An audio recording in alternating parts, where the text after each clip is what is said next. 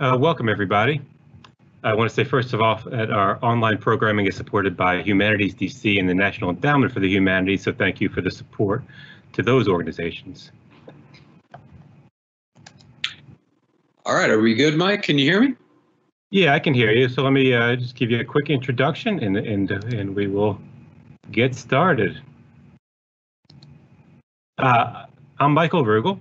I'm from the National Museum of American Jewish Military History, where our mission is to tell stories of Jews serving in the American military, and that goes up to the present. We tend to do more stuff on World War II and earlier experiences, but it's always great when we have the opportunity to do things that are more recent, including Iraq and Afghanistan stories. So I was really excited to read Paul Darling's book, Taliban Safari, when it came out last year. The book takes a really interesting look at a single day in Afghanistan. It includes the kind of details that you might think are mundane about clothing, about personal relationships, as well as the dangerous excitement of combat. And it deals with the challenges of the war in Afghanistan, including that fundamental identification of who are your friends and who are your enemies. And it's a really fascinating read. I'd recommend everybody check out the book, and we will post and send out links to where it can be purchased. Before I introduce Paul, I would ask people to submit questions using the live event Q&A function, and there's also a meeting chat that people can use. And with that, I will introduce Paul. Lieutenant Colonel Paul Darling is retired from the U.S. Army. He is both the father and son of combat veterans. He's a member of Jewish War Veterans MOCAN Post 605 in Overland Park, Kansas, where he joins us from. His writing has been published in various venues, including Defense News Proceedings, Military Review, Armed Forces Journals, and Air and Space Power Journal. So with that, let me bring on Paul Darling. Thank you, Mike. I greatly appreciate the introduction. My appreciation to Jewish War Veterans of America, and as well as the sponsor for this particular series of talks. So the book, as you noted, is a single day, a fairly, I won't say average day, is extraordinary, but extraordinary for an average guy. It is our nation's unquestioned longest war, and it continues on to this day. Fortunately, in the past few years, the amount of combat and the amount of casualties that come with combat have gone down quite a bit. It's sad to watch a slow motion surrender. For 20 years almost, American service members have fought and died in Afghanistan for a cause that looks like is going to end up back at the status quo antebellum, with the Taliban maintaining significant political power within the country of Afghanistan. And after a decade of reflection from my own service there, I'm not even sure that's necessarily a bad thing. So the impetus for the book was, and this is in the book itself, was a phone call to my wife. She asked what happened, and I really didn't have an answer. And this book became the answer to that simple question: what happened on this single day? I was fortunate in that I had access to two tools to help me write this book. One was the Apache gun tape footage, which is actually classified. So whenever we worked with the Apaches, we would try to meet up with the pilots. They were in a base a few miles away from ours, and we would go over the gun tapes and we would listen to the communications, and you could see our movements on the ground from their cameras. We could see the enemy. We figured out ways to do things better. So I got to see the footage from this day a few times and listen to things. And with that vantage point, the confusion and the chaos and the fog of war lifted a little bit. I was able to see a little more clearly and plug in some holes in the faulty memory. Anyone who's been involved in any stressful activity understands that the memory is always faulty. And the second thing was my interpreter, Sierre, who I wrote was 22 at the time. He was actually 20. I just talked with him a few months ago, in fact, and clarified some things that I didn't even know about him. He recorded a good portion, not a good portion, 10 minutes of the day, 10 of the more exciting minutes, which I was unaware of. I posted it onto YouTube. If you go and Google Taliban Safari or search Taliban Safari on YouTube, you can see it. And I literally took that video and transposed the conversation between me and Sierra. In the absence of the Apache gun tapes and Sierra's video, I'm not sure I would have had the confidence to write the book, because you're never sure exactly how it went. You have your memories, but they're faulty. They're confused, and in some ways you act in a way to fill a role, and your memory of that role could be overly negative or overly positive, but it's certainly inaccurate. So I was able to ground what I wrote of that day with two concrete pieces of evidence that were not faulty. They were the video recording. Now, of course, I had to fill in lots of other gaps. So the discipline to the book was I promised myself I'd finish it within a year of the events, and I did. A year to the day, I was finally able to finish the book. It's not particularly long, so that certainly helped. And because of the quickness with which I wrote it and the two pieces of video evidence, it provides what I think is a fairly accurate view of what combat in Afghanistan, and I'm sure Iraq was similar in many regards, but at least combat in Afghanistan was like for an average guy. I'm not cool. I'm not a SEAL. I'm not special operations. The vast majority of the books that have been written for the last 20 years of conflict and the global war on terror have been written from those perspectives because they're interesting. I'd like to think my own story is interesting, but it isn't, in the fact that it's going to be some amazing tale of daring do. There's a lot of mistakes made on my part. Fear and anger and frustration are palpable in the book, and I'm sure Mike has read it. He can attest to that. But I thought it was important to share first and foremost with my wife, for whom I literally wrote the book. I wrote it, I gave it to her, she read it. My oldest son read it, and then it sat on a shelf for many years until I was fortunate enough to share it with Les Grau. He's written many fantastic books on Afghanistan. He's a retired lieutenant colonel, infantry as well. He fought in Vietnam as an advisor, and he really enjoyed the book, and he got me in touch with the University Press of Kansas, and Joyce Harrison, the editor-in-chief there, got a chance to take a look at it and liked it enough to publish it. I'm very thankful to her, to Les, to many other people out there who've helped me get this book into print.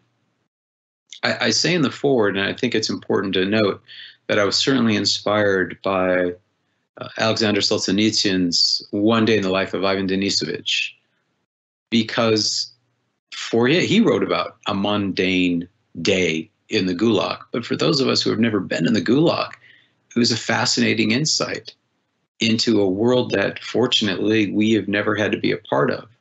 And I love the way that Solzhenitsyn told the story of the Gulag in one day by itself. And so I wanted to kind of capture that. And this one day covered the gamut of the boredom, of the terror, like I said, of the frustration, the anger, the confusion that goes into just the normal day in combat. And the veterans will recognize that, even if they're not veterans of this war.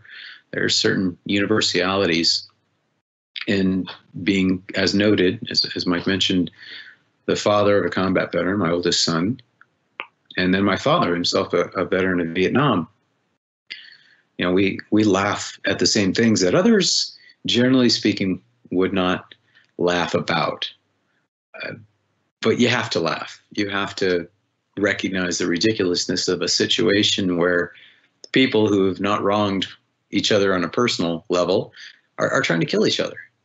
I mentioned earlier how it appears as though even after 20 years of sacrifice and blood and treasure by this nation to Afghanistan, it looks like the status quo antebellum may return with the Taliban exercising control over Afghanistan. It's not set in stone. It may not end that way, but it very well might. And the ridiculous nature of war is such that the reason the Taliban are going to possibly end up where they were 20 years ago is because the Taliban represents the Afghan people. And by Afghan, I mean the Pashtun people. Afghanistan as a country, and I've argued with my my good friend Justin Lawler, who I mentioned in the credits, who's a co-author of mine. He claims Afghanistan is a very viable country simply by the fact that it still exists. And it's a powerful argument, and one I don't have a counter to. But you ask, what is Afghanistan? Well, they're Koochies, they're the Baluchs, they're the Hazaras, the Uzbeks, the Turkmen, and of course the Pashtuns and the Tajiks. You know, Afghanistan was created not by the Afghans, but by the Russians and by the British, trying to find a way to divide their two competing empires with a buffer state that both wanted to see weakened by dividing some of their more belligerent cultures that they found within their empires. So within the British Indian Empire, you had the Pashtuns, very proud, powerful, and ancient people. The word Afghan itself is a permutation of Pashtun. So if you ask a Pashtun, are you an Afghan? They'll say yes. But if you ask a Pashtun, is a Tajik an Afghan? He'll say no, even if the Tajik lives within the borders. But you ask a Tajik who lives in Afghanistan, is he an Afghan? He'll say yes. So it's kind of confusing. So I'm very Pashtun-centric in my recollections because where I fought in Zabul was part of the greater Pashtunistan. And the population of Pashtuns is about evenly divided between the borders of Afghanistan and the borders of Pakistan. The name Pakistan, you know, incorporates the Afghans as part of the PAKI. So my point being in that the Taliban, while reprehensible in many regards, from a Western viewpoint, represents the Pashtun people better than the Afghan government does, which is why, despite horrific losses they suffered and being challenged at every level militarily, they survived because they drew their strength from the people that they more accurately represented.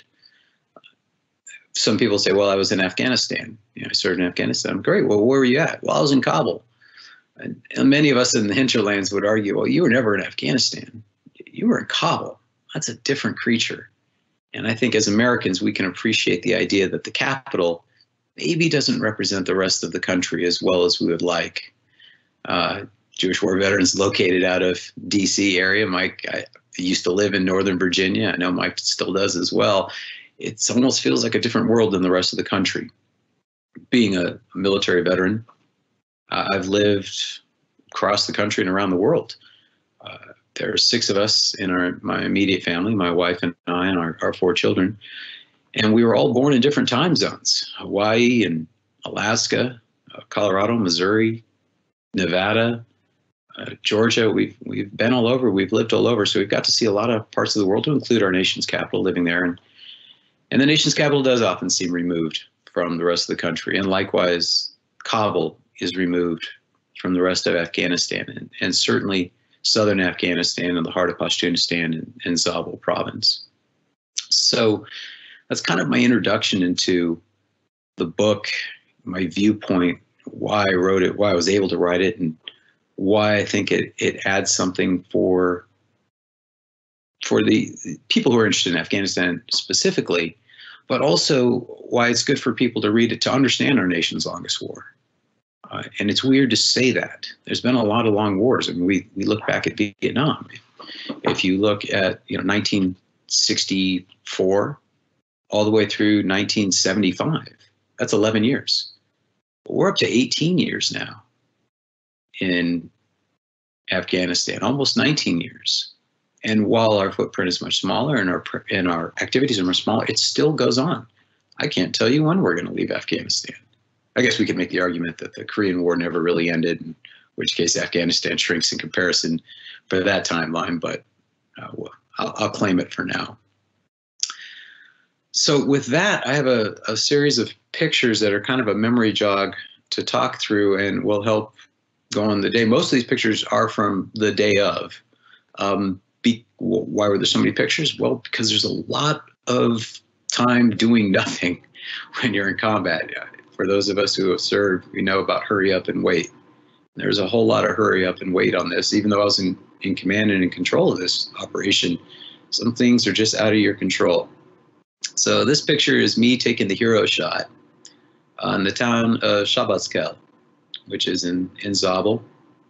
And it's hidden from the Surkhagan Valley by that hill in the background. What I like about this picture, other than me trying to look heroic, is you can see the most common dwelling, at least in the area where I was at, in a state of disrepair. They live in mud huts, and they basically build up the walls with mud. So the houses would have a little trench in front of them where people would mix water and dig out the dirt. They would throw it up, and they would pack the dirt. It's very, very sturdy, utterly impervious to all but the strongest explosives. And these things are practically concrete built, but they erode quite quickly.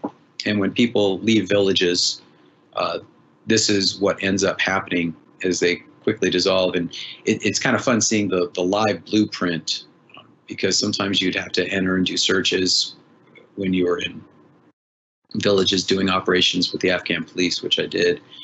And you can't really get a feel for how all these walls come together and whatnot. But in this picture, you can look above it and go, oh, so that's what this really looks like. There's no electricity. The rooms are invariably very, very dark. If there's a window, it's a 4-inch by 4-inch. Sometimes they have a piece of glass in there, sometimes they don't. So this is not an ancient ruin by any regards. This is literally how the Afghans live today in the vast majority of the villages that I went through when I was in Kabul, and as well as Kandahar province. So Mike, if you can go to the next picture.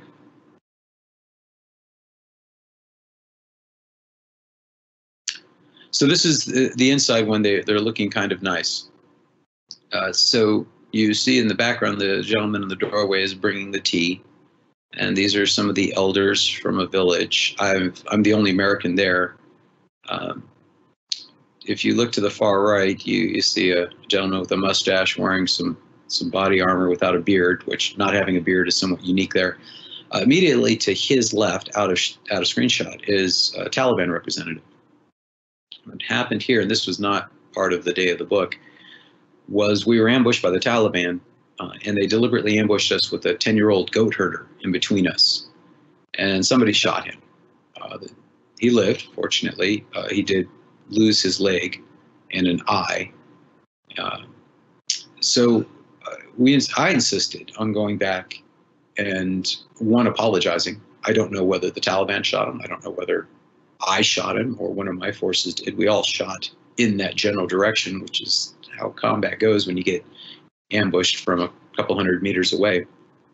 And it was interesting in that I was there, the Taliban were there, the Afghan police were there, and then the local village elders. And the Taliban came away with kind of a black eye because they violated some norms. It had nothing to do with ambushing us with a child in between us, deliberately putting him at risk. And the Taliban ambushed us wanting that 10-year-old to get shot. The villagers were fine with that. What they weren't fine with was that this was an arranged meeting. And on our way here, my vehicle was actually attacked by an IED. Command detonated. It was a deliberate attack. And in Pashtun culture, the village has some responsibility for the safety of its guests. So the Taliban's violated what is known as Pashtun Wali, which is a Pashtun code of behavior. And so the Taliban deeply insulted the village, and this village, which was very Taliban friendly, kicked them all out, not because of a 10-year-old boy who lost an arm, but because they violated their personal code. It's a very confusing place to be, and one of the frustrating things about how we went about operations in Afghanistan is just when you start figuring things out, they take you out. It takes a year just to get the bare minimum knowledge of how culture works. If you look to the gentleman second to the left, rubbing his eyes, these meetings went on for a very, very long time. That doorway you see at the end of the picture, that is the only way in or out, and it's not particularly big. So if anything had happened, I told my men who were outside the door, I'm like, don't even try to get me, because whatever happens, happens, but just don't let anybody get out. So go to the next picture.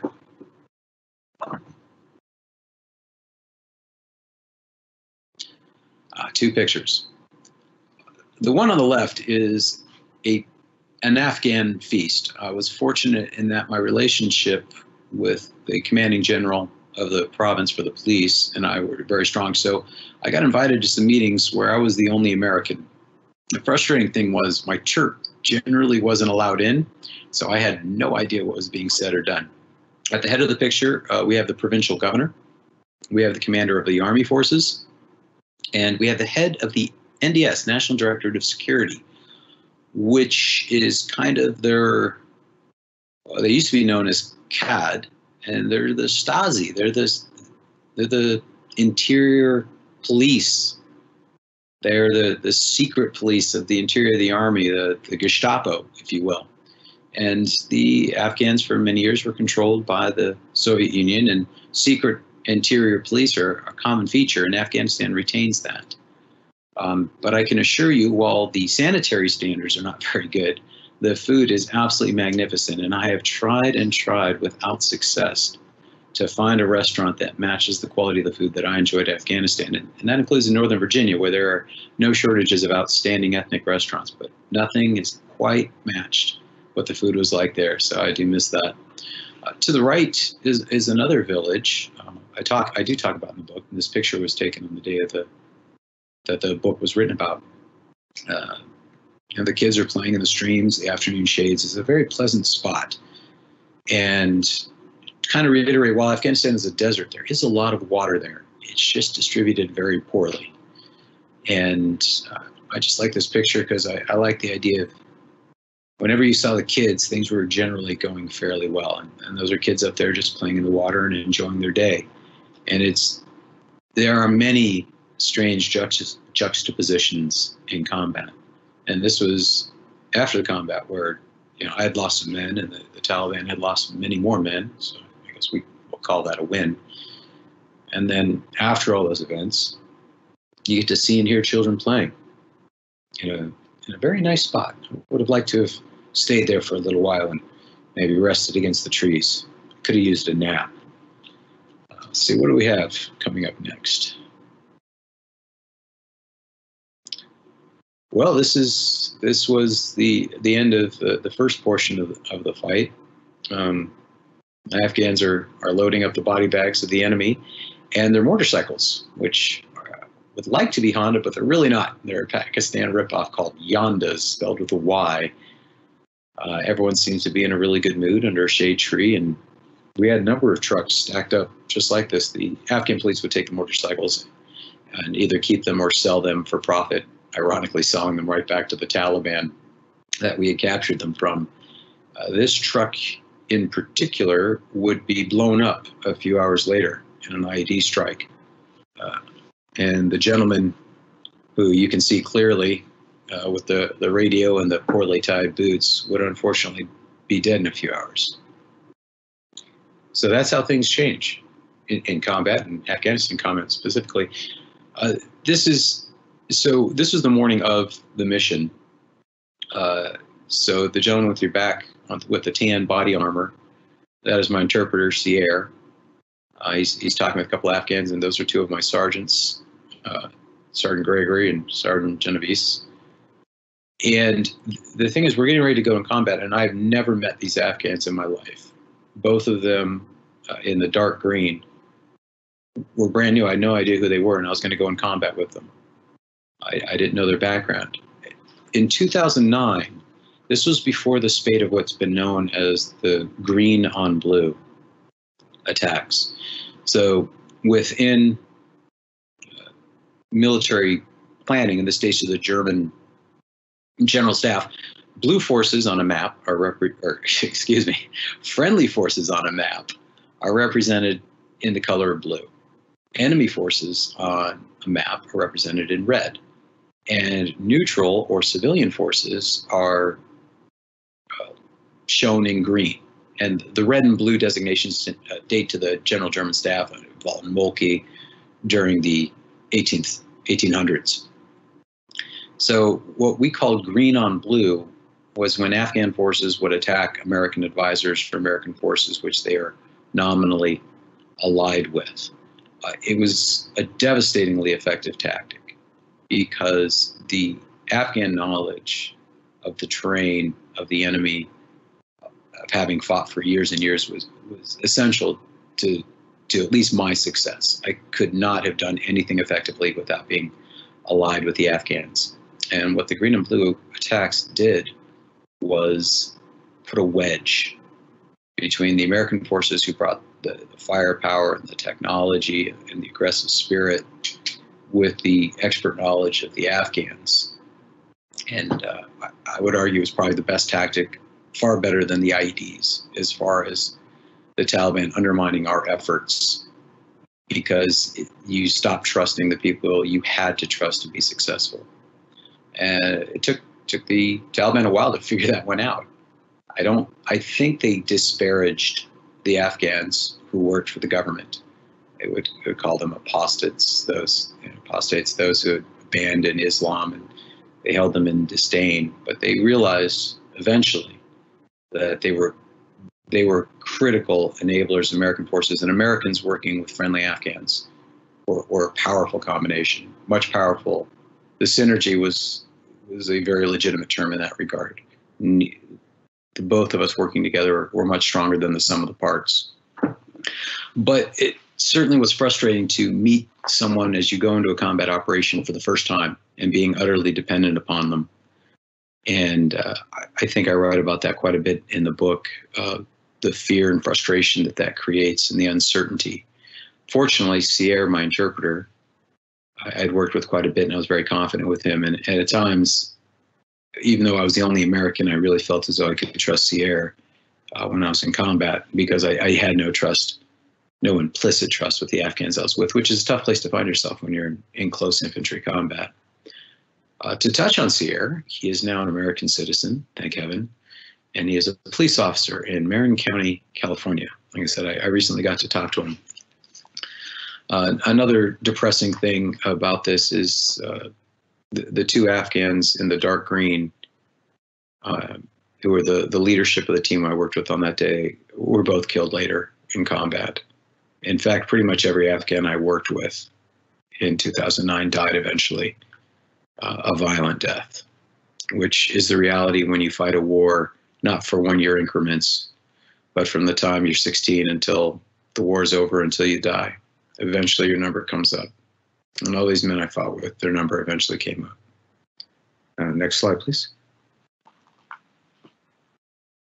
And this picture really highlights how effective the green on blue was. I mean, you can see the gentleman sitting on the bed to your right in the American uniforms. This is my other interpreter. I believe it was Fahim. Might have been it's Fahim. But you see the trust involved. He never thought for a minute that one of the Afghans would, just pick up his AK and start spraying. Because, we were exhausted. We needed a place to sleep, and we'd stop on operations. They'd bring the tea out, which is very nice of them.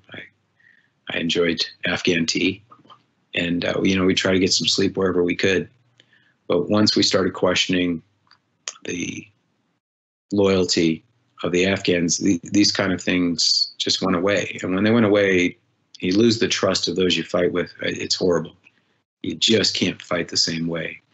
So this is what would happen. And early on in the green on blue, you'd have American forces like this, and you'd have an Afghan just grab their gun and just shoot everyone they can in these close confines, one door in and out. They were horrific attacks. Next slide, please. And this is the aftermath of an IED strike. We actually lit it on fire. It doesn't naturally burn, but we didn't want to leave trophies back. So all the uniforms and various things that would be recognizable as Afghan government, we try to burn in place. Sergeant Gregory's got his hero shot to the front. A great soldier. He's still doing well. I'm not sure if he's still in or not, but I really enjoyed working with him. I talk about in the book that as a soldier, he was tough to beat. And this is what the truck looked like right after the blast. The IEDs took their toll. all the Americans at least killed in action in my unit in Afghanistan, all of them died from IED blasts, none of them from direct fire. So to the right, the jovial, hefty gentleman, it was the commanding general of the police there. That's General Sarjang. And technically, I was his advisor and mentor. But I don't think we're kidding anyone. I think he mentored me more than anyone else. Again, as I mentioned in the book, I'm neither an Afghan nor a general nor a police officer. So thinking I would know how to advise an Afghan police officer who's a general kind of seemed the height of folly, but that was what I was told to do. So what would happen is in the cool of the morning, the general and his staff would assemble and sip some tea and munch on some roasted chickpeas and almonds and discuss the upcoming day and sign paperwork and things like that. Everything happens at a very leisurely pace, which as Americans could be unnerving. We would spend hours just sipping tea and chatting, and Americans always want to go forward. The joke, and there's many of them from Afghanistan, was the Americans have the watches, but the Afghans always have the time, and it's true. I think our rush to get things done may account for not only why we've been there for 20 years, but why we've been there for 20 years in a losing cause. So this was a very common part of my tour there, was just sitting with the general. There's another picture of Shabaskel from a slightly different angle. You can see the orchards. Those are generally almond trees. And if you look far out in the distance, that's what's known as the Surkhagan Valley, which was a transit point from Pakistan through Zabul into Helmand, into Kandahar. A lot of enemy forces funneled through this area, which is why I saw it as critical as trying to interdict the Taliban. They really didn't want to fight in the Surkhagan or in Zabul province. They wanted to get through into Kandahar and Helmand, which they saw as more critical provinces. So anything I could do to slow them down, even if I couldn't find them and I couldn't destroy them or capture them, if I could just keep them from getting where they wanted to go. I try to tell myself the second and third order effects were beneficial. In looking back after a decade, I'm not sure how much I was just telling myself as justification for fruitless efforts. But you put yourself in danger, and more importantly, you put your men in danger. You want it to be for a cause that has benefit. And sometimes you even lie to yourself to tell you that the risks that you're taking are worth it. But now I can be a little bit more honest. So this was the kind of the aftermath of what happened. Is a press conference with, again, you have General Sarjang, the head of the National Director of Security, the Internal Police, and they have no problems with using the enemy dead as trophies. As you can see, they line them up right in front of them, along with their weapons and their ID cards, some of them from Pakistan. There was an interesting sort of friction between the Afghan army and the Afghan police. There's one soldier here. He's a major. So the deputy provincial governor was there only because the provincial governor could not be there. He called me personally and apologized for not being there, which was a bit of a surprise. And then the head of the NDS, the commander of the Afghan police. Ordinarily, the commander of the army would have been there, but he was so frustrated that the police had been so successful in a mission that he sent a major. And it was supposed to be an insult to General Sarjang, but he thought it was the funniest thing ever. He loved it, how mad he was. And there's an interesting backstory between the two. They both fought for Massoud, Ahmed Shah Massoud, who was the commander of the Northern Alliance. He was killed September 11th, 2001, not coincidentally the same time as the attacks on the World Trade Center, because they knew that if they attacked us, we'd probably go, and Shah Massoud would have been a powerful ally. So General Sarjang and the commander of the Afghan army both fought with Shah Massoud. But as Sarjang explained, the commander of the Afghan army was sort of a palace guy. He never really got a whole lot of combat. So Sarjang was a one-star general, and the commander of the army, Abdullah, I believe his name was a two-star general. But Sarjang just gave him crap every time we were together, and he just kind of took it. So the internal pecking order is always weird. You would see a lieutenant being yelled at by a private, or, you know, the complete rank conversions, because that's how Afghan society was.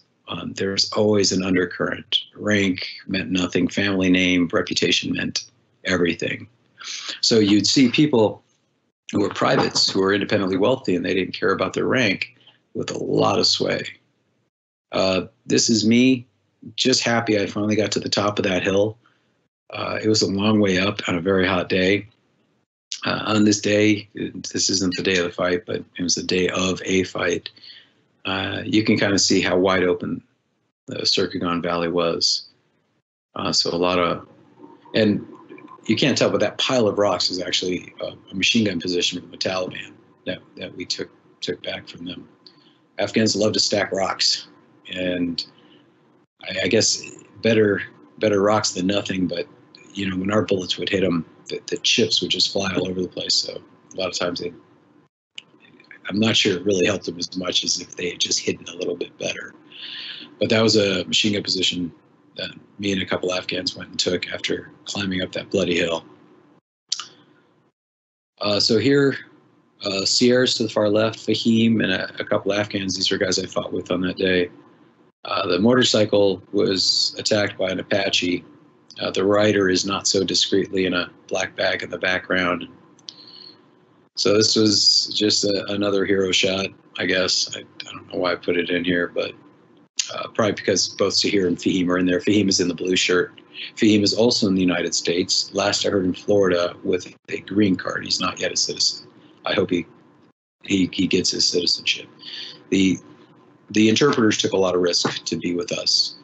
To be captured by the Taliban was to be an unpleasant death for them. I would say that for every one American who was killed in combat, probably 10 interpreters were killed, because they're always on the front lines. They fight for years and years. And we owe a lot to the interpreters, and I'm glad to see that the State Department has been very responsive to bringing the interpreters back. One of the problems is they're not bringing their families back. And so there's a lot of fear for the families of the interpreters. I think the pictures are just kind of moving on their own here.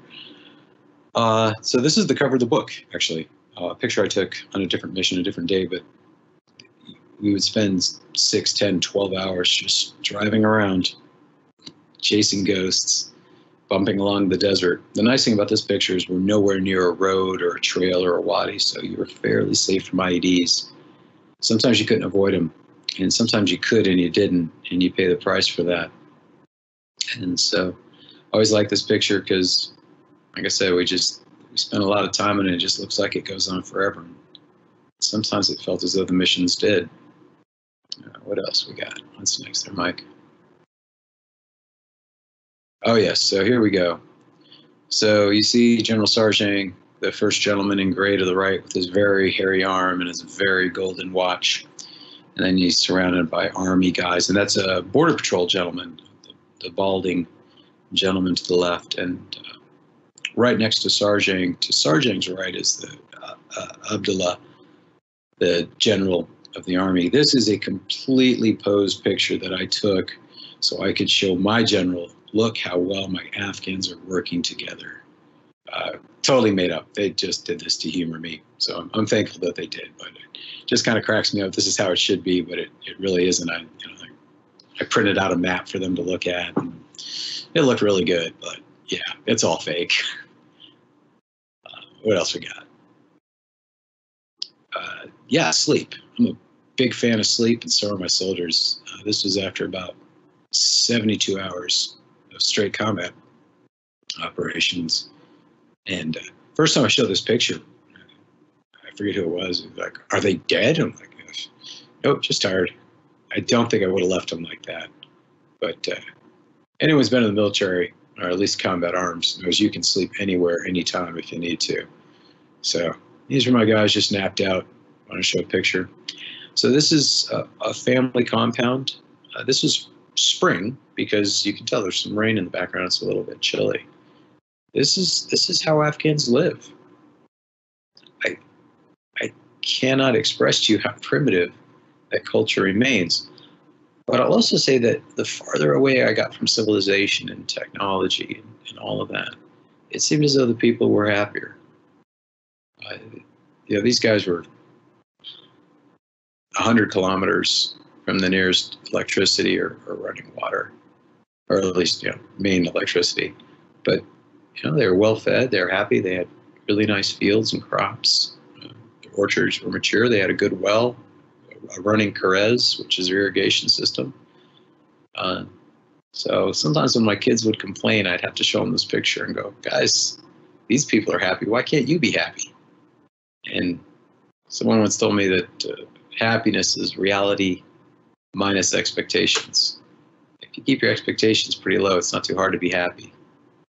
These guys didn't expect much in life, and life provided them what they expected. So again, the farther away they were from the hustle and bustle of the cities and the roads and the fighting, the happier they were. And I always felt a twinge of guilt when I intruded on their lives. Let's face it, there wouldn't be fighting unless the Americans went there to go looking for a fight. Is it better or worse without the Taliban? For that village, they don't care who's in charge. But I don't think they like us showing up and intruding on their little serenity there. So yeah, this is just basically a picture of how we would do lunch on operations. And just throw out the tarp and we'd break out what we could and bring some bread, and usually we would pay the local villagers to cook us some food. We had money available for things like that, so we paid a lot for our catered lunches. But I always enjoyed this part of it, and again, it shows you the trust we had when working with the Afghans. So these are what's known as the Kuchis. They're of Pashtun descent, but they're not. So they would consider them Pashtuns, but the Pashtuns don't really consider them. So they're nomadic, and they go back and forth across the border of Pakistan and Afghanistan easily. So the Taliban, because of their low status in Afghan society, the Taliban used them to very good effect to move themselves and to move other people, because no one messes with the Kuchis. Everyone knows they're always moving around and whatnot. So they are the nomads of Afghanistan. I never learned much about them. I saw them everywhere. They always had their camels and their donkeys. These guys are packing up, ready to move on to, I don't know where they would go. Some of the Kuchis went into permanent settlements in and around Kandahar, but in Zabul there's no such permanent settlements, so they maintain a nomadic lifestyle. So it's just one of the many players in Afghanistan that you have to know about in order to be effective. I never quite figured out the Kuchis. The poppies. So this is a poppy field, one of dozens, if not 100, that I saw in my time there. So not a lot grows here. You can see it's a fairly sparse background. So two things that do grow are wheat and poppies. But one of the problems was we had the World Food Organization, I think that was it, World Food Program, that's it, World Food Program. And the World Food Program felt very, very bad for the Afghans. So in their brilliance and their wisdom, they decided to give them all free wheat so they could eat. Unfortunately, what that did was make sure that what were once wheat farmers could no longer grow wheat because there was no money in their crop. People could get wheat for free. So in one of 1,000 own goals by the international community and by the NATO forces, International Security Assistance Forces, ISAF, and the Americans, we completely undercut the legitimate crop of southern Afghanistan and basically forced the farmers to either grow opium or to join the Taliban and earn their pay that way, because they had to do something. So if it wasn't wheat, it wasn't poppies, it was the Taliban. So choose your poison carefully. And the thing is, the Afghans didn't need free wheat. They had a functioning economy. No one was, I can't say no one, but they weren't really starving before the World Food Program showed up. It was just more international do-gooding that ended up being counterproductive and negative. It forced people into a more dangerous trade, or forced them into the much more dangerous trade of being a Taliban insurgent. So There's pictures there. I wanted to show you what the poppy fields look like by poppy, of course, I mean opium and heroin. So this was when I started off. I started my tour off in Kandahar City in a little base there, and these 4 kids would come and collect our trash. That was their job, and they did this gratis because they would take our trash and then sell it, and they made more money than their parents did selling what we were throwing away.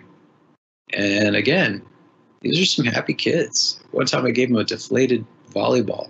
For those who don't know, the Afghans love volleyball, and they're horrible at it. And we gave them a deflated volleyball, and they were so excited and happy, and they were skipping around and running off. I never knew their names. It's weird to think about that. Some of these kids are in their 20s now. Some of them may have joined either the Afghan police or the Taliban or the Afghan army, and I would be willing to guess at least one of them has probably died in combat at some point, because that's how Afghan society goes, especially southern Afghanistan. Boy, there's a lot of pictures of me in this. I must think a lot of myself. So this is one of 1,000 variants of MRAP, mine-resistant ambush-protected vehicles. As you can see, these things are huge. I don't think you really get a scope of how big they are. They're so huge, they're really kind of worthless for combat operations. I couldn't take them off the road. They would get bogged down too quickly. So we use these for running around in the cities and for administrative purposes, but we couldn't really use them for combat. And we paid the price because these could take a hit. These got hit by an IED. The people generally lived, unless it was an absolutely massive one. But one of the problems is, one of the ways that they live is that the armor is lifted far off the ground, and it has that V-shaped hull, which makes them horrifically top-heavy. I think I know more people who had died in rollovers of the very top-heavy, unstable MRAPs than I know of those who died by IED blasts while in MRAPs. Still worth it when you can use it, because both of those numbers were nothing compared to how many we lost to IEDs when we were in Humvees. So that was an MRAP. This is actually an ambulance variant, or the medic wrote in that. Because this is what happens when you don't ride in an MRAP and you hit an IED. One of countless ironies is that the trucks of the Afghans, which had no armor, would actually survive better an IED strike than our up-armored Humvees. The rigidity of the armor would cause the blast to, instead of dissipate straight up, it would just roll through the vehicle. So instead of just losing the driver or the passenger in a normal unarmored Humvee or unarmored truck, they drove Ford Rangers. You'd lose the entire vehicle. Everyone in it would die from the same size blast. So yeah, this is just what happens. This would actually be a city. This is what they kind of look like. This is along Highway 1, which is, I think there's Highway 1 and Highway 6 and Highway 3, and that might be about it. There's a few other ones. So you had one that went from Kabul over to Pakistan and through Jalalabad. That was up north, or really the east, what we call RC, Regional Command East. And RC South, we had a road that went from Kandahar down to Spin Boldak, which was right on the border on the Pakistan side. But Highway 1 was the ring road, kind of went all the way around Afghanistan. And this was one of the cities along that. I guess you could call it a town. Trying to remember the name of the city. It escapes me. They all kind of lumped together. As you can see, there's not a lot of distinguishing features. There's no welcome center with lots of pamphlets to tell you all the things to see in the city. So this is the interstate of Afghanistan, and this is one of the highway towns on it. Is that it? All right. So that's just a kind of a glimpse in the spirit of Solzhenitsyn and Ivan Denisovich. The book, much like this talk, was an opportunity for me to share what Afghanistan was like from a regular guy viewpoint. If you want really exciting stories, there's Lone Survivor, and there's the the horseback SF team, and there's all kinds of really cool stories coming out of Afghanistan. Mine isn't particularly cool, but I hope you found the talk, and I hope that you guys will find the book interesting. And thank you for your time. I guess, Mike, we can open it up for question and answer. Yeah, so there's a few questions in the Q&A already. Bruce asked early on in the talk, can you clarify your ambivalence about the return to the antebellum status quo in Afghanistan? I think you did that a little bit, and that's a complicated question for a quick answer, but if you can give it a shot. Yeah, let me see. I'm going to try to bring up the Q&A just so I can see them and make sure I'm kind of addressing them here. But yeah, so like I said, I have an affinity for the Pashtun people. They're polite in their own way. They're honorable. For those who have dealt with Arabs, and my apologies to any Arabs who might be on this call, there's a lot of, the Arab culture is one where everyone wants to get along. Everyone wants to be friendly. And they're willing to lie to do that. If someone does something that you wouldn't like, they would simply lie and say, well, I didn't do that, even though you're looking right at them. And that's part of Arab culture. The Pashtuns, on the other hand, are very honest, which as an American, we value honesty. We'd rather be told the ugly truth than to be lied to, especially incessantly. And the Taliban is a Pashtun movement, and it represents the people, the plurality of the Afghans. The Pashtun people provide the plurality of a very multicultural people. Like I said, there's 6, 7 different distinct cultures, languages within Afghanistan. The Taliban represent the people of Afghanistan for good and for bad. And there's many aspects of Pashtun culture which is horrific. We could delve into those. They're pretty well known. But yes, that's why I'm ambivalent to returning to the status quo antebellum. In that the people of Afghanistan will be led by people who represent them and come from their culture. Because what we tried to create in Kabul was not representative of the Afghan people. Yeah, there's one from Carl Singer that I think you do address in the book some about current BDUs being inappropriate for the heat. Nothing is appropriate for the heat, let me tell you. They weren't bad. Look, you have more important than the coolness is to be covered by the sun. I was sunburned several times in Afghanistan. We had the combat shirts. I actually, in the first chapter, and Mike, I'm not sure if you remember this, I talk about how nice it was to have the combat shirt, which, for as bad as the uniforms are, you're wearing body armor, you've got your knee pads, you got your helmet. The uniform itself is really secondary to your discomfort versus all the equipment that you wear. What color the camouflage is, I don't think really matters for most folks. In the words of Marissa Tomei, oh yeah, you blend. Those few of us who really need to have outstanding camouflage, they generally have the budget, like, special forces, the cool guys. They get what they need. I have no real arguments with what I was issued. Some things could have been better.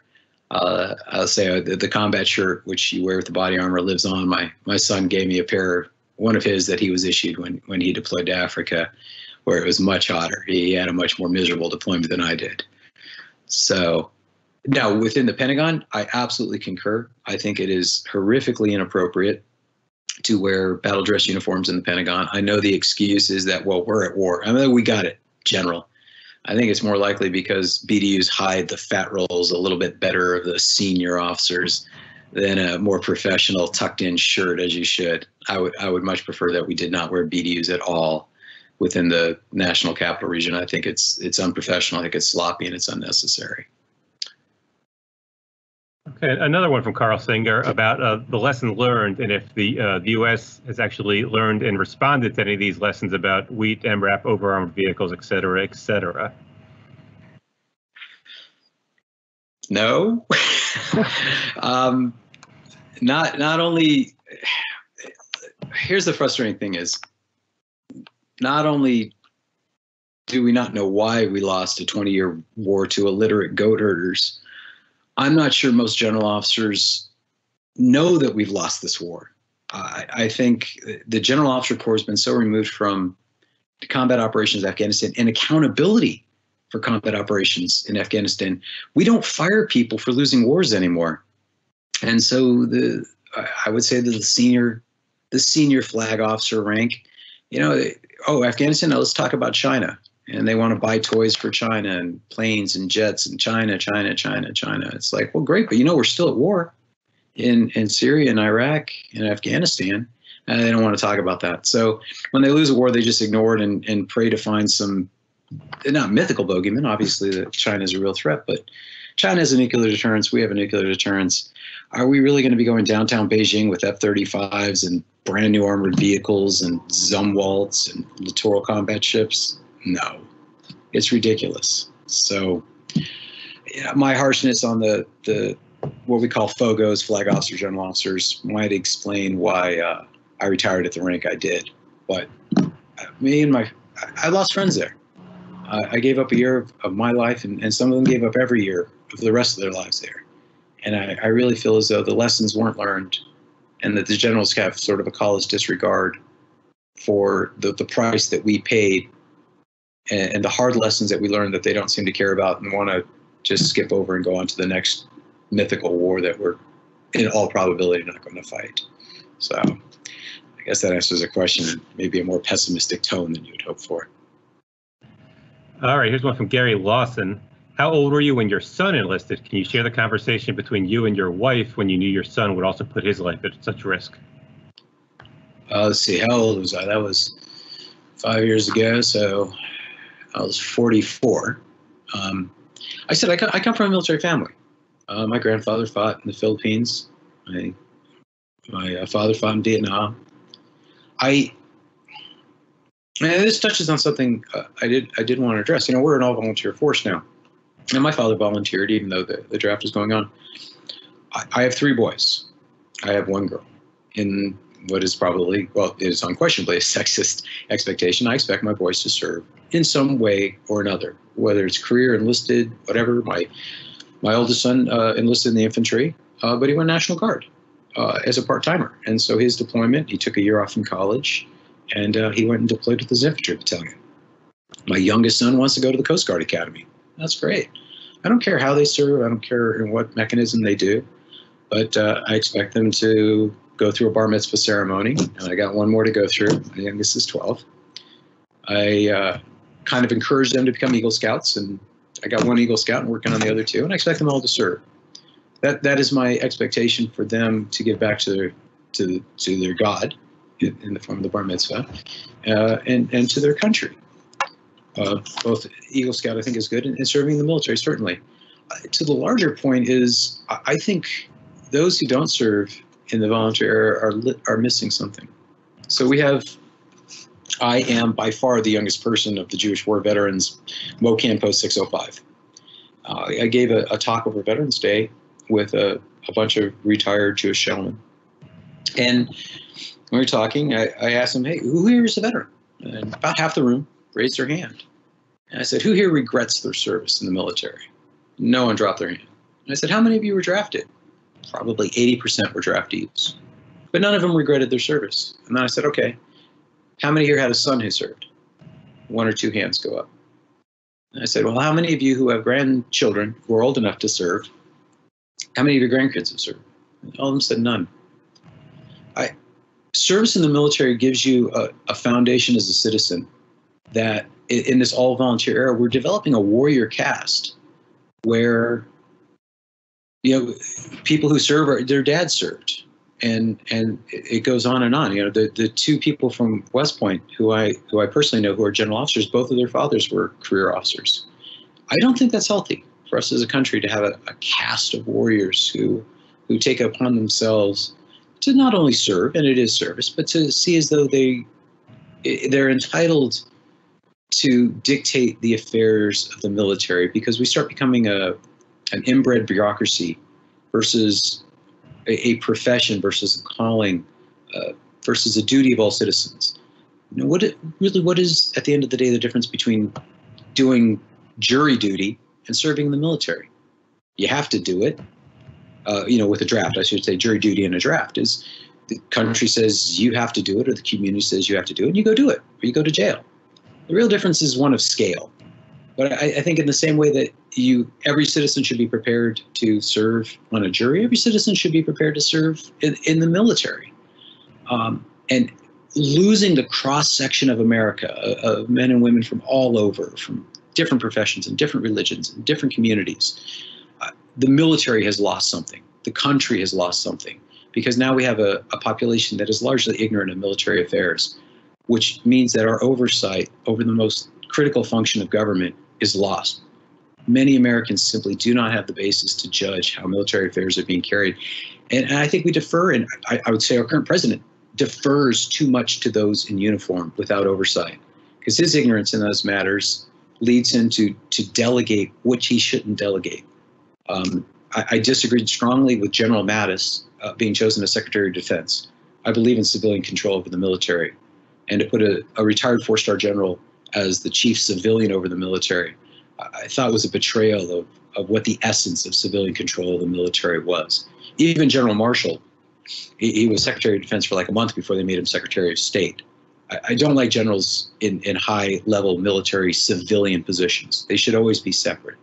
So to the immediate question, we were, of course, concerned, but that was just the expectation. Now, he, of course, volunteered. I can't make him do it, but with such a long legacy of service, I don't think he really would have had a choice. And I don't think the younger boys see it otherwise. They'll do their part, and they'll move on. I don't want any of them to go career, to be honest, but I do expect them to serve, do their time, give back to the country, and then move on with their lives. All right.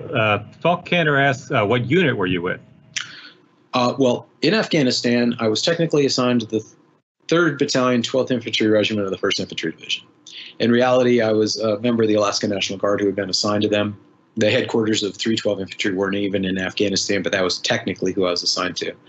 I did time in 1st Armored Division in Germany, 25th Infantry Division in Hawaii, and then I was 36th Infantry Division in Texas, and then with the Alaska National Guard in various roles, ultimately culminating command of the 207 Training Regiment before I went to D.C. and spent a miserable 2 years in the basement of a building. So here's one from, do you consider our Afghanistan experience to be a 19-year war or a 1-year war fought 19 times based on constant rotations? Yeah, there's some truth there. I've heard that comment.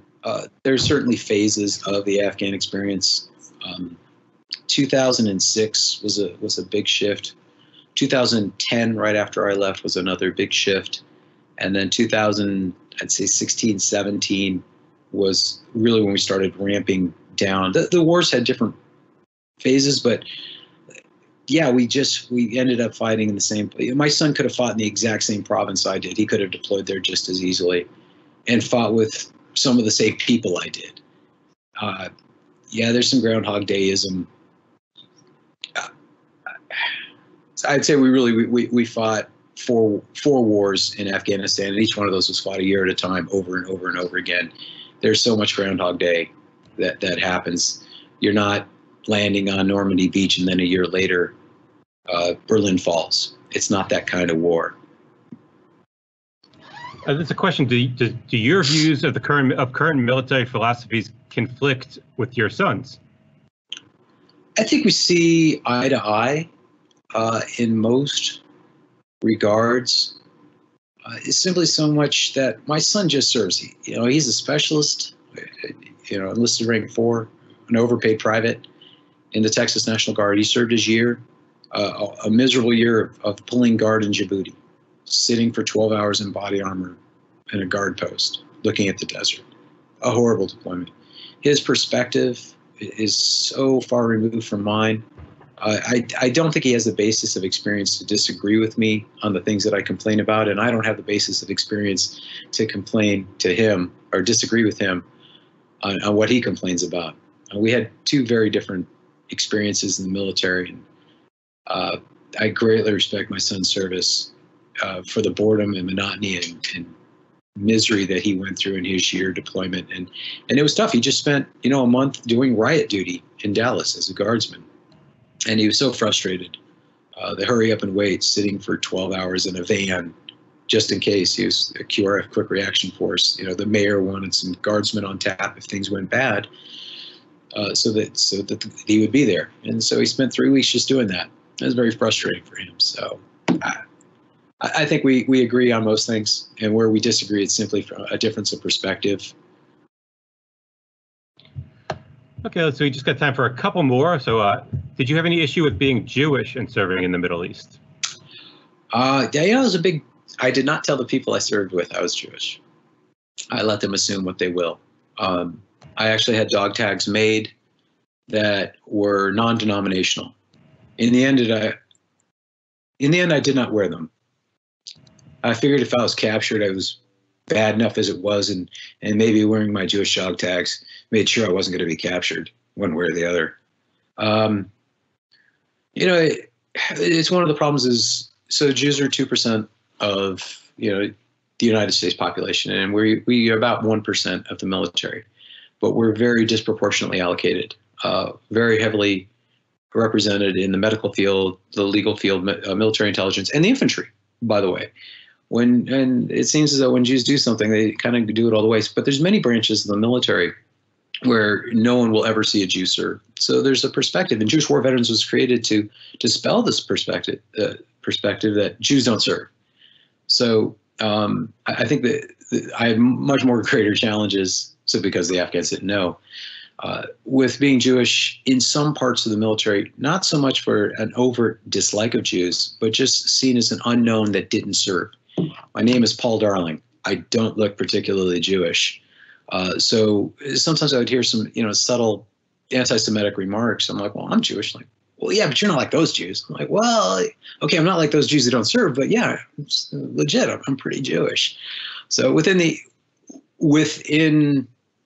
the Muslim culture, obviously, they see Jews different as Christians. I don't think it would have been an issue to some of the people I worked with closely, but I didn't feel like risking it, and I didn't feel like needlessly antagonizing the people I fought with. And it's nerve-wracking enough without creating those problems. So I didn't have any problems because I don't think they knew. All right, there's let's see, are autograph books available? Is there a way people order autograph books? You know, I wish Joyce Harrison was on here. I really don't have a mechanism to do that. Now, when I do go to Washington, D.C., and I do go to the Museum of Jewish we can definitely work that out. And we can, military history, I'll certainly do that. I will say you can get in touch with me through my publisher, and we might be able to work something out where I'd sign some books. Or get my email and I can contact you and work something out. Or actually, Mike, I mean, I don't know. Well, I'll tell you what, maybe there'll be a follow-up email if you could do that, Mike, on how to get signed books out there. It's a guilty pleasure. I never tire of it. Yeah, we'll talk about that, and we can definitely work out some way to get it done. Great. Okay, number. Oh, yeah, Carl Singer definitely addressing the multi-generational aspect of military service.